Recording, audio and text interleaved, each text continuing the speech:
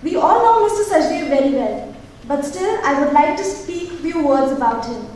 Recognized as a thought leader in talent management, leadership development and organizational transformation, he has spoken at national and global conferences all across the world and has written contributory pieces for leading publications. He serves on the board of Deepak Fertilizers and Petrochemical Corporation Limited and Global Advisory Board of Schneider Electric.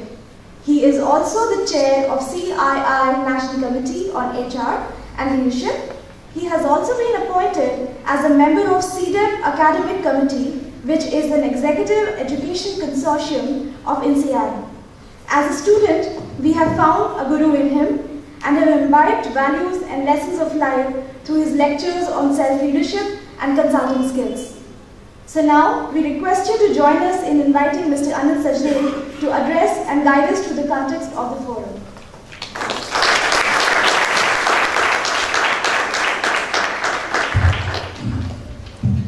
I'll begin by offering a prayer to my teacher, Swami Chinmayananda. Samasta jana kalyane niratam karunamayam namami chinmayam devam sadguru brahma vidvaram. Soil is an institution created to honor the teachings of Swami Chinmayananda. I was only 5 years old when I met the Master, and my life got the fragrance and the inspiration which really defined who I am, in fact defined so many of us who had the good fortune of learning at the feet of the Master. Everything that I have done in my life has been inspired by the teachings of the Guru, and I was very fortunate to have been born in a family where my parents had those kind of inclinations. And when my father was only earning 500 rupees a month, and we were 4 brothers and 2 sisters, every month he would take out 50 rupees and give it to Chinmay Mission for the welfare of the poor. And sometimes in the weaker moments, my mother would say, my sister needed another dress, and my father would say, at least she has a dress. What about those who have no clothes? I recall my father's upbringing today as I stand here, because when we founded the Grow Talent Company on the birthday of Swami Chinmayananda, 8th of May 2000, Shailendra was part of that meeting in the basement of my house, which now serves as our guest house. The first board resolution that the founders passed in the board meeting was that 10% of whatever we earn as surplus will go towards serving the poorest of the poor. And for the last 13 years, the biggest joyful moment for us in Grow Talent and now Soil is every year we go to the ashram of Swami Chinmayananda. Now the students go with us. And some of the students now and colleagues are here, have this joy of handing over the check to Dr. Kshama Maitre, the director of the Chinmaya Organization of Rural Development, and they feel very good about themselves that this is something that we are being given an opportunity to serve, because Swami Chinmayananda said, the reward for service is more service. So I think we get benefited immensely when we do that, and I'm recalling that today on this occasion, because the campus is celebrating the coming together of our students, faculty, industry, NGOs, and everybody together in this ecosystem that we have been blessed to create in the last 5 years. Soil, which is beginning a new conversation on leadership. So the founder is the Master. I call myself the Chief Sevak, the Chief Servant on behalf of the founder. And my role is really to enable his ideas and thinking into the planet through the young minds here and through all of us. Demystifying strategy. And a few days back they chose the Kurukshetra battlefield. And they chose perhaps the greatest epic ever depicted by human imagination. The battle of Kurukshetra, the battle of right over wrong, and perhaps the greatest warrior who lived at that time, Arjuna. And when Arjuna got completely overwhelmed by the emotion of seeing his own kith and kin standing on the other side, his own gurus who were standing on the other side, he was completely paralyzed by emotion, because even though the head knew that this is something that the wrong has been done and we have to get up and fight. So even though intellectually there was complete clarity on the direction, at that particular moment there was complete agitation of the mind, and the emotions were getting the better of the right or wrong perception. And that particular moment, the greatest warrior in the world was completely, extremely weakened and didn't know what to do. And then the charioteer, the Lord himself, who chose to drive the chariot that particular day, chose to become a charioteer, to be with the side of this great warrior, the best warrior in the world perhaps. And then that wonderful conversation that takes place between the teacher and the student. Krishna is the symbol of all that is good within us. Consciousness, the life-giving force, which in soil we call mindfulness. Mindfulness is a space where there is no definition of future or past or present. It is just is. It's the space of being. And this space of being, to inculcate that space where we are just one with that universe, where we are one with that life-giving force, Ek Om Akar. In the Guru Granth Sahib it is written, Ek Om Akar, the space of complete presence, where there is no past, no future, there is just complete present. When we go into that space of timelessness, our own inner joy, in that space there is no fear, there is no anxiety, there is no such feeling about what will happen. There is just complete fullness and presence. By invoking that deep space inside us through the practice of mindfulness, which is what we do in soil, we have an amazing Shivananda Yoga teacher who teaches to students a 3-credit course on wellness, which is how do you nourish yourself through the practice of pranayama, yoga, the right eating, and so on and so forth. That is the space. Krishna reminds Arjuna to come home. Home at the deepest source of consciousness, complete mindfulness. When we do that, there is no question of having any confusion, because clarity emerges. The purpose of life becomes absolutely crystal clear. The future becomes vividly inspirational.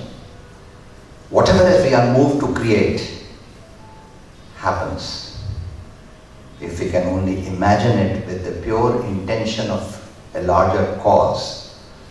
Our teacher always said, when you are inspired by a higher purpose, you become the world's best follower. And remember, if you become the world's best follower, leadership happens to you. You automatically become a leader. When organizations and individuals choose to serve higher purpose, even in the mundane world of everyday business.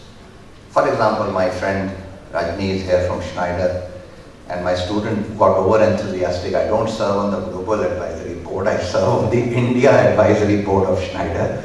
And so, although I do another work with Schneider at the global level, but that's a global leadership program. But in Schneider, for instance, one way of defining the Schneider business might be that we are in this electricity business, energy business, product business, service business, solutions business. Those are all limiting ideas. The moment I say I want to make the planet better, I want to really contribute to this energy problem in the planet. And I really believe that I'm adding value every day to conserving energy, improving the lot of people. There is some special meaning to my work every day. I feel inspired to come to work at Schneider every day. So even if I'm doing silly things like selling soda, I hope my Pepsi or Coke friends who are here don't take offense to my statement. What I mean by that is you may be doing something as mundane as producing sugar water, with some flavor of course. But if you think that it's all about creating happiness, thanks to this brilliant advertising of Coke, right? Or Dil Mange More of Pepsi, right? All of a sudden you have transported that idea of simple getting chemical sugar, mixing it with some other flavor chemical and making it taste with some fizz inside of course. But if you really genuinely believe that Coke is about spreading happiness or Pepsi is about creating that youngistan or whatever that youthful spirit in each one is, all of a sudden your vision has got transformed into something special. And all of organizations' endeavor is to define some kind of special purpose. So when we come to work every day, we believe that this is a workplace which is adding value because we feel good about ourselves. Krishna was reminding Arjuna, he doesn't have to think about the purpose in a limited way. The purpose of the fight of the right over wrong, and the purpose of producing a future which the people of the land would surely be inspired by, was an extremely worthwhile purpose. No strategy can happen unless there is a vivid description of the future which is truly inspirational. The purpose and vision and the core values that drive that, which is the real wealth. Organizations derive wealth from their values. The most priceless asset in a company is not a thing, is the intangible asset, is the character, is the values. Even in a human being, the most priceless aspects we have is our values and character. All research now shows that character triggers innovation. All great inventors have strong character, even if the character is shaped by pain, because somebody has been greatly pained to serve a cause. Even in that, there is this whole aspect of character. Strong character and values energize purpose of an organization, so, as indeed they do of individuals. That's where the whole sense of vision, purpose and values comes from. No strategy is possible unless there is a real worthwhile conversation about purpose, about vision. The reason why companies sometimes fail in strategy is because their strategy is uninspiring. It does not move people. If strategy does not touch the heart of people, it's of no use. My first, therefore, test of strategy is it should move people. And unless it moves people, it is of completely, you have to go back to the drawing board and say, what is that worthwhile way of looking at strategy in the way we are defining the preferred future? If the preferred future is not energizing, the stakeholders are not going to energize, number one. Number two, once there is complete clarity of purpose, like Krishna reminded Arjuna, what is your purpose? Then of course there is the short-term aspect of saying, how do I get there? And there has to be of course a game plan for the future. There is a war to be won, but there is also a battle to be fought right now.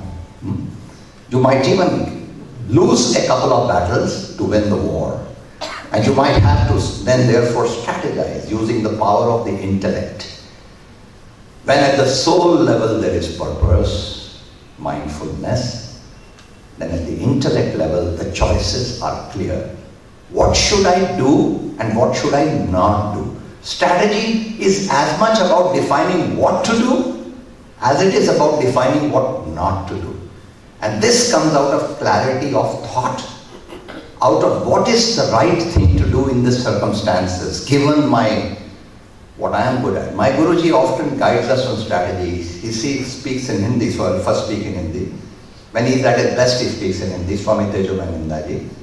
He said, Anil ji, ऐसा करिए, जो हमारी संस्था और आपकी संस्था चला रहे हैं, तो पहले सोचिए कि क्या आपके अंदर अपनी क्षमता है.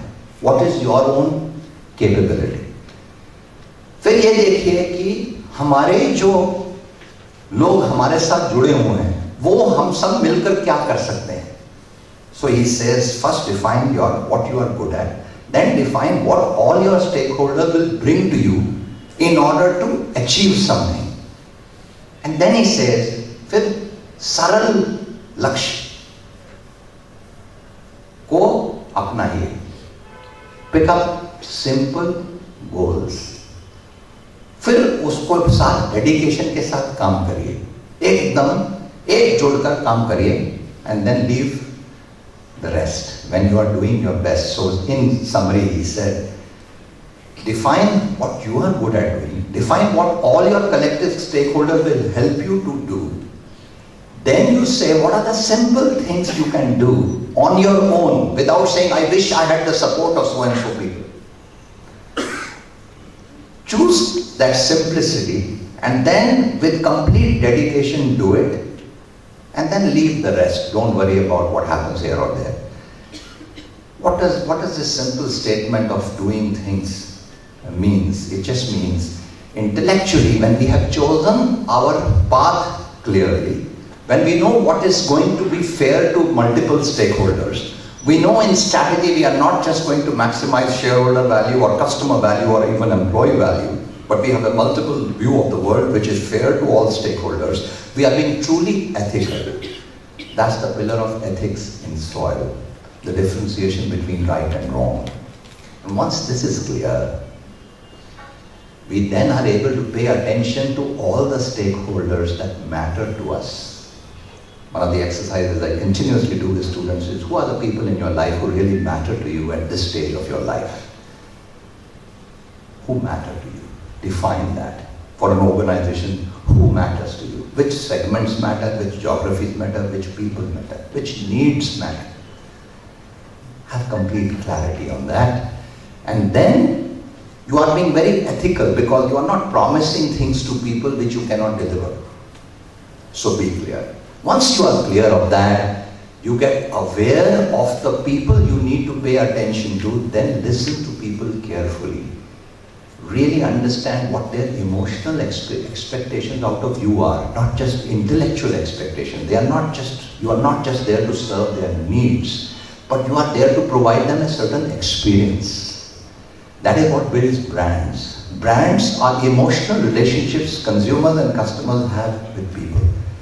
And the best brand building strategy is when your heart of your organization relates to the emotional heart of your consumer.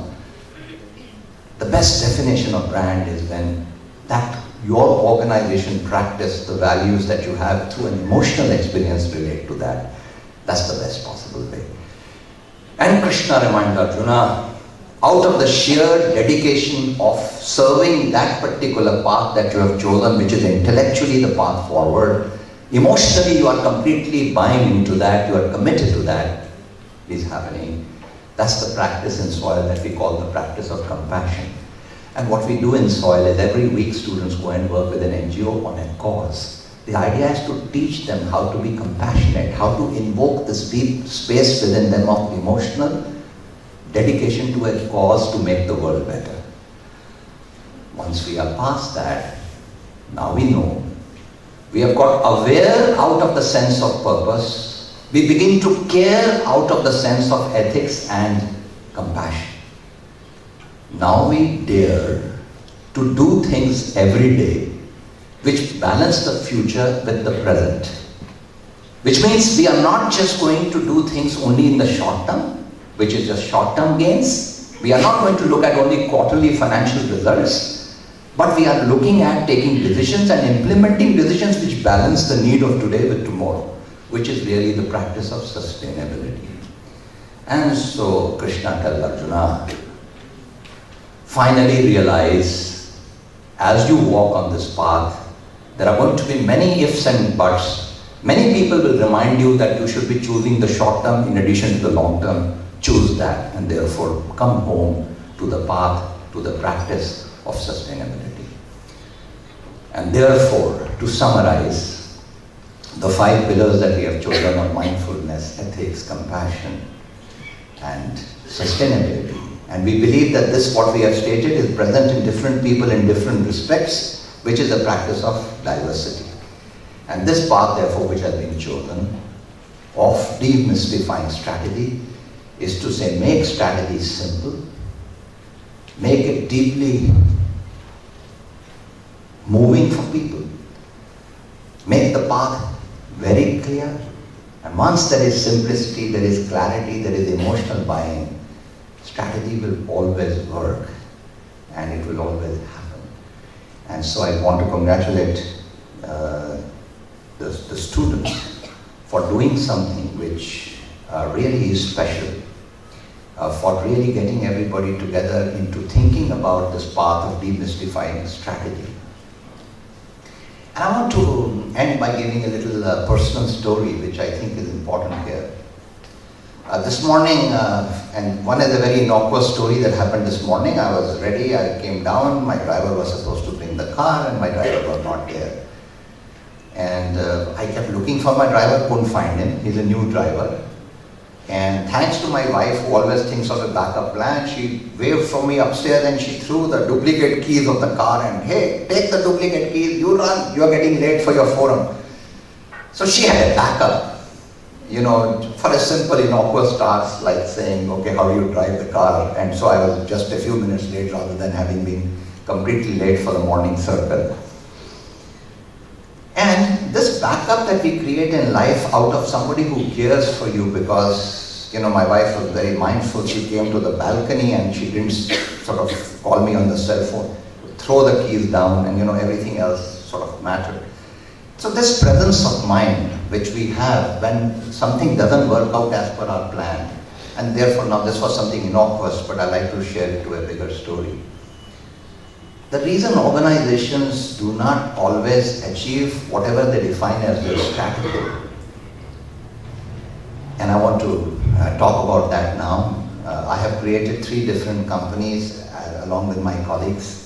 One was an organization called Aisha Consultancy, then we created something called Grow Talent, and now we have created something called Soil. And each time this process of working together with others to co-create something which is bigger than yourself has taught me the following examples from my own life which have taught me something about strategy. First of all, if the purpose is very clear and you are inspired by that, remember that whatever strategy you think of in the future, you will have to change it many times. Because the business model undergoes a lot of changes, especially in an entrepreneurial organization, but even in an established company, we recognize that whatever we may conceive, we have to be very sensitive to what's going on, receive guidance about that, and then not be attached to your own mental models to say, this is the strategy, this is what we believe in, and let's just keep talking about that. 1. 2. One day somebody asked me that you are discussing your strategy with everybody, including your customers, you are even freely sharing your strategy document even with your. What if this goes into the hands of your competitors? Isn't strategy something very confidential? It should be only kept to the senior people. So I actually laughed. I said, if an organization keeps the strategy only to senior people, how stupid is that idea? That means you say it's very, very confidential, we cannot share it with others. If you do that inside a company, and if you think your competitor will be able to outwit you by looking at a document, I mean, that's something completely unimaginative for us to say that. So, strategy has to be known. And in our company, we used to say when the panwala outside the factory where we were working, for example, in Aisha, if he began to talk about the strategy we were adopting, it means our workers were really turned on by the strategy. They knew exactly what was to be done, And now they were even talking after the lunch when they were going out to the chai wala or to the tea shop or to the pan wala. That means it was catching the imagination of people. So strategy must be something that is widely circulated. This is out of a personal experience. Number 3, I also want to state that when you talk about the obstacles that will come, the biggest obstacle to strategy will not come from outside, it will come from within. And the biggest within issue that we face are the issues that we face of people within the organization who doubt the path that we are taking. And so being open to the idea of saying if there are doubts in a strategy that you have adopted. I remember when Rajesh through the Max Life, we were helping him with this strategy process. So Ajay has just walked in from another part of Max, but we were working with Max Insurance. And they had created a new strategy document, and Rajesh Sood had this pack of slides that he wanted to show to his top 600 people. We were doing this process with him. I told Rajesh, I said, Rajesh, if you require 86 slides to explain your strategy, there is some issue there. Can you please begin with one slide that defines your strategy? So it was something very interesting, and Rajesh said, what do you mean one slide? I can't explain my strategy, it's a very complex market, there is so much influence of... I said, if you don't have one slide, believe me, this process we are doing with you, with engaging with your top 600 people is not going to work. So what I have found in my life is, if you cannot write down your strategy in literally one page or one slide, then there is something... Of course, Rajesh did it, and he did a brilliant job, and I think he implemented the strategy, and Max Life has turned out to be a huge success. Last few years, it's the only insurance company that has outperformed competition, and Sanjeev was a colleague there who was also working in Max Life, so he knows what I'm talking about. There has been a huge success to what they did. But that is the last thing I wanted to say, that the business model will change. There will be issues in terms of implementation, particularly there will be doubts within. There's nothing confidential about it. And finally, the way we communicate the strategy also has to be very, very important, because if the communication is just left to complex methods of communication, it will not work. Thank you very much for coming to SOIL. We are very privileged to have you here. I really want to appreciate the students for dressing up our campus like a beautiful bride. My daughter just got married, so I know what it takes to invoke that whole space of togetherness. And you are not the Baratis, so the guests who are here, you are part of the family, so we consider you family. And thank you for coming, and thank you for enriching this dialogue today. Thank you very much for listening.